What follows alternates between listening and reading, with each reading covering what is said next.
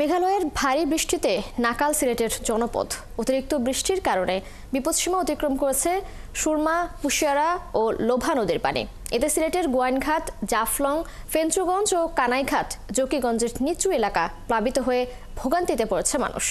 রবিবার সিলেটে সর্বোচ্চ বৃষ্টি রেকর্ড হয়েছে 404 মিলিমিটার। হোসেন আহমদ সুজাদের প্রতিবেদন। উজানের ঢল ও মেঘালয়ের টানা বৃষ্টিতে সুরমা, কুশিয়ারা এবং লোহা নদীর পানি বিপদসীমা অতিক্রম করেছে। এখনও ঘন মেঘের দেখা মিলছে মেঘালয়ের পাহাড়গুলিতে। নদীর পানি বেড়ে যাওয়ায় এরই মধ্যে সিলেটের গোয়াইনঘাট, জাফলং, ফেঞ্চুগঞ্জ ও কানাইঘাট, জকিগঞ্জের নিচু এলাকা প্লাবিত হয়েছে। এতে মানুষের মধ্যে দেখা দিয়েছে ভয়াবহ ভোগান্তি।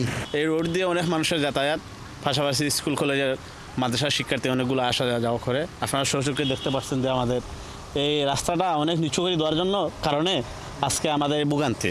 আশেপাশে মানুষের খুব কষ্ট হচ্ছে, নৌকা দিয়ে আসা যাওয়া যাতায়াত করতেছে। হুয়াউড়া গ্রাম আছে, এরপরে আপনার গহরা আছে, এগুলা তো আপনার বাড়িঘর যা আছে সব তো ডুবানো। পানি উন্নয়ন বোর্ড বলছে ইতোমধ্যে 3টি নদীর পানি বিপদসীমা ক্রস করেছে। আরও কয়েকদিন বৃষ্টি অব্যাহত থাকবে। কুশিয়ারা নদীর পানি বিপদসীমার প্রায় 123 সেন্টিমিটার উপরে, আর লোবাছড়ার পানি বিপদসীমার 106 সেন্টিমিটার উপরে এবং কানাইঘাটে সুরমা নদীর পানি বিপদসীমা থেকে প্রায় 83 সেন্টিমিটার উপর দিয়ে প্রবাহিত হচ্ছে। নদীর পানি বাড়ায় গোয়াইনঘাট, জাফলং সড়কের বেশ কয়েক জায়গা তলিয়ে যাওয়ায় ব্যাহত হচ্ছে যান চলাচল। হুসাইন আহমেদ সুজাত, 71, সিলেট। দর্শক, সিলেটের বৃষ্টি ও বন্যা পরিস্থিতির সর্বশেষ খবর জানাতে যুক্ত হচ্ছেন সহকর্মী মুহিত দিদার। দিদার, সিলেটের আবহাওয়া পরিস্থিতি আজ কেমন দেখছেন? নদ নদীর পানির অবস্থা কেমন, পানি বেড়েছে কিনা এবং আবহাওয়া বিভাগ কি বলছে?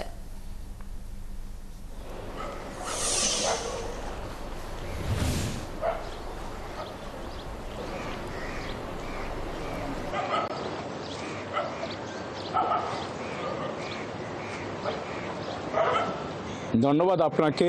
টানা 4 দিন বৃষ্টির পর গতকাল রোববার দুপুর থেকে গভীর রাত পর্যন্ত সিলেটে বৃষ্টি না হওয়ায় স্বস্তিতে ফিরেছেন নগরবাসী এবং সিলেট নগরী যে বাসাবাড়ি, দোকানপাটে পানি ঢুকেছিল তা আস্তে আস্তে নামতে শুরু করেছে। এবং আমি আপনাকে আরেকটা কথা জানিয়ে রাখি যে সিলেটের সীমান্তবর্তী এলাকা কানাইঘাট এবং গোয়াইনঘাটে যে গ্রামীণ রাস্তা ছিল সেই রাস্তাগুলো উজান থেকে আসা পানিতে ডুবিয়ে যায়। এবং আমরা কথা বলেছি কানাইঘাটের নির্বাহী অফিসারের সাথে, তিনি জানিয়েছেন যে গতকাল রাতে আমাদেরকে জানিয়েছেন যে সুরমা নদীর পানি বিপদ সীমার কাছাকাছি থাকলেও এখনো কোনো বাড়িঘরে পানি প্রবেশ করেনি।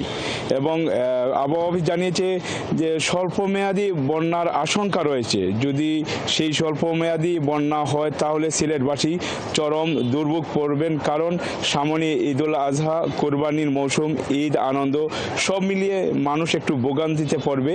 আমরা সিলেট সিটি কর্পোরেশনের সাথে যোগাযোগ করেছিলাম, তারা জানিয়েছেন যেসব এলাকায় জলাবদ্ধতা সৃষ্টি হচ্ছে সেই সব এলাকায় আস্তে আস্তে পানি নামতে শুরু করেছে। ইতিমধ্যে একটি কন্ট্রোল রুম তৈরি করা হয়েছে নগরবাসীর সুবিধার জন্য। সিলেট অঞ্চলের যেমন সীমান্তবর্তী এলাকা জকিগঞ্জ, কানাইঘাট, জৈন্তাপুর, গোয়াইনঘাট এলাকার কিছু গ্রামীণ রাস্তাগুলো এখনও পানির নিচে আছে এবং আস্তে আস্তে পানি গতকালকে দুপুর থেকে বৃষ্টি না হয় অনেকটা কিছু পানি কমেছে। এবং এখনও তবে আমরা সিলেটের জেলা প্রশাসক শের মাহবুব মুরাদ জৈন্তাপুর উপজেলা বিভিন্ন জায়গা তিনি পরিদর্শন করেছেন এবং বন্যার জন্য আশ্রয় কেন্দ্র, শুকনো খাবারের প্রস্তুত রাখা হয়েছে। বলা চলে সিলেটে স্বল্পমেয়াদী যে বন্যা হওয়ার আশঙ্কা রয়েছে সেই জন্য সিলেটের জেলা প্রশাসন সব রকমের প্রস্তুতি নিয়ে রেখেছেন এবং সিলেট নগরীর যে জলাবদ্ধতা সেই বিষয়টি সিলেট সিটি কর্পোরেশন কাজ করছে। আসলে সিলেটের আসাম, মেঘালয় যে এলাকা আছে সীমান্তবর্তী এলাকা, এই জায়গাতে আসলে প্রচুর বৃষ্টি হয় আর বৃষ্টির কারণে সিলেটে উজান থেকে নেমে আসা পানি সিলেটে জলাবদ্ধতা সৃষ্টি হয় এবং এই পানি আস্তে আস্তে সুনামগঞ্জের দিকে চলে যায় এবং এই কারণে সুনামগঞ্জের দিকে চলে যায় এবং যদি সুনামগঞ্জে পানি বেশি বাড়তে থাকে তাইলে সিলেট নগরীতে আবার জলাবদ্ধতা সৃষ্টি হবে। এই ছিল আমার কাছে সর্বশেষ তথ্য। ধন্যবাদ আপনাকে, আপনি সঙ্গেই থাকবেন। দর্শক, এই মুহূর্তে হবিগঞ্জের আজকের আবহাওয়ার পরিস্থিতির খবর নিতে আমরা সরাসরি চলে যাচ্ছি।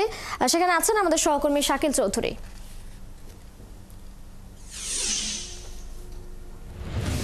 শাকিল, আজ কি সেখানে বৃষ্টি হচ্ছে কিনা, আবহাওয়া কেমন রয়েছে, এছাড়া বন্যার শঙ্কা নিয়ে কি বলছে আবহাওয়া অফিস, জানাবেন।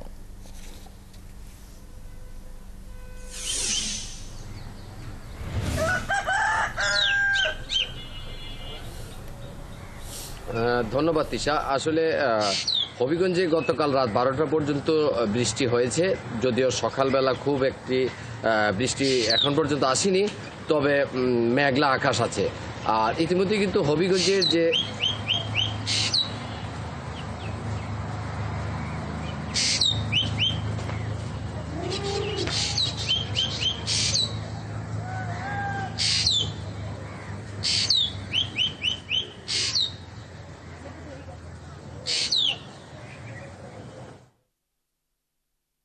শুনতে পাচ্ছি আমরা।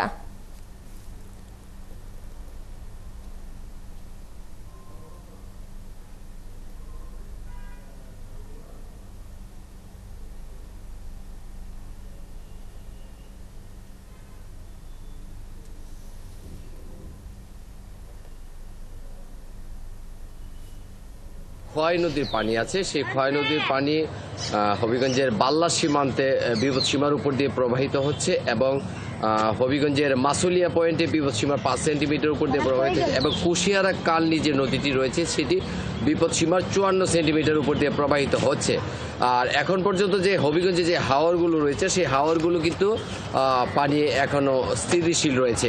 এবং আমার পেছনে যদি আমি একটু দেখাই, হবিগঞ্জে যে খোয়াই নদী রয়েছে সেই খোয়াই নদীর পানি কিন্তু তীব্র গতিতে পানি নিচের দিকে নামছে এবং ভারতের ত্রিপুরা রাজ্যে যদি বৃষ্টি পাত কম হয় তাহলে কিন্তু হবিগঞ্জের এই খোয়াই নদীর যে পানি আছে সেই পানি আশা করা যাচ্ছে যে আজকেই বিপদসীমার নিচে নেমে যাবে।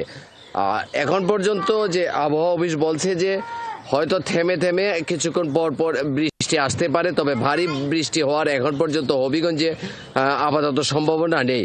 তবে হবিগঞ্জের যে খোয়াই নদীর বাঁধ রয়েছে সেই বাঁধের হবিগঞ্জের যে পূর্ব বাহাদুই এলাকা সেখানে বাঁধে ধস নেমেছে, কারণ এই বাঁধের এইখানে বেশ কিছুদিন পূর্বে সেখানে বাঁধ নির্মাণ করা হয়। নির্মাণ করার পরও সেখানে কিছু কয়েকদিন পরপরই বাঁধ ধসে পড়ে, অর্থাৎ এখানে স্থায়ী সমাধানও চাচ্ছেন এলাকাবাসী। এখন পর্যন্ত যে হবিগঞ্জের যে সার্বিক পরিস্থিতি যদি আপনাকে একটু বলি, যে হবিগঞ্জের সার্বিক পরিস্থিতির দিক দিয়ে কালনি কুশিয়ারা নদীর পানিটা শুধু বিশেষ করে বেশি বাড়ছে এবং হবিগঞ্জে খোয়াই নদীর পানি যদি ভারতের ত্রিপুরা রাজ্যে বৃষ্টি কম হয় তাহলে। দর্শক, সিলেট ও হবিগঞ্জ থেকে আজকের আবহাওয়ার খবরাখবর জানছিলাম আমাদের সহকর্মী মুহিত দিদার এবং শাকিল চৌধুরীর কাছ থেকে।